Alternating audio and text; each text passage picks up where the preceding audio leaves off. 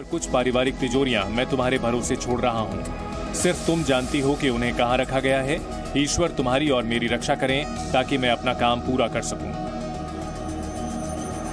ये पत्र जिस लड़की के नाम लिखा गया था वो पोलैंड के वेश्यालय में काम करती थी।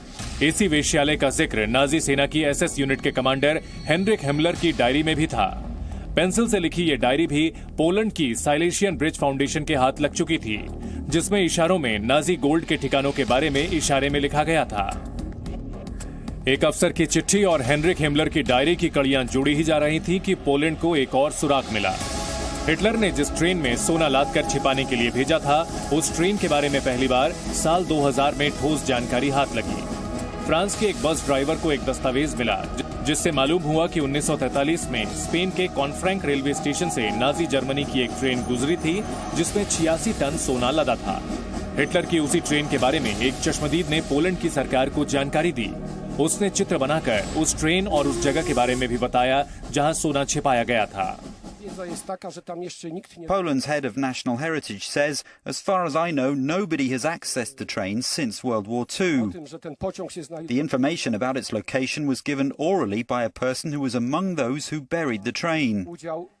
That person revealed their secret on their deathbed, along with the sketch of where the train was hidden.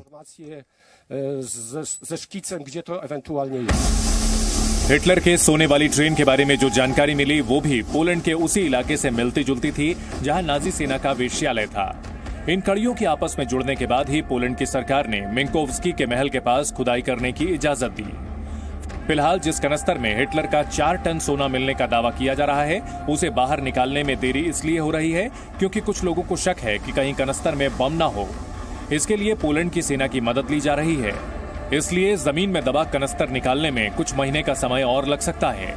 वहीं इस खोज में अहम भूमिका निभाने वाली पोलैंड की संस्था का दावा है कि बहुत जल्द हिटलर का और भी सोना ढूंढ निकाला जाएगा।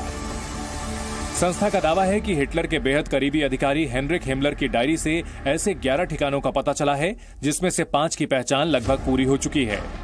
ये सभी ठिकाने पोलैंड के उसी इलाके में हैं जहां के महल के पास हिटलर के सोने की पहली खेप बाहर निकालने का काम चल रहा है। डायरी के आधार पर दावा किया जा रहा है कि नाजी सेना ने पोलैंड के एक गांव में एक पार्क के कुएं में 28 टन सोना छिपाया था जो 60 मीटर गहराई में है। पोलैंड के उसी इलाके में 1945 में 2 तालाबों का जिक्र है जहां 12 फीट गहराई में 7.15 टन सोना छिपाया गया है। इसके अलावा पोलैंड के एक महल की दीवारों में 47 दुर्लभ पेंटिंग छिपाने का जिक्र भी नाजी सेना के अधिकारी की डायरी में है। उन पेंटिंग्स को नाजी सैनिकों ने फ्रांस में यहूदी परिवारों से लूटा था।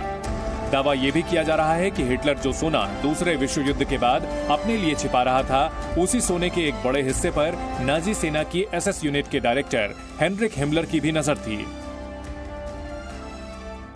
हेनरिक हेमलर खुद को हिटलर का उत्तराधिकारी मानता था और हिटलर के खजाने का इस्तेमाल वो जर्मनी में अपना राज स्थापित करने के लिए करना चाहता था।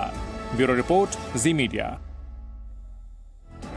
रुकेंगे एक छोटे से ब्रेक के लिए। आप देखते रहिए जी न्यूज।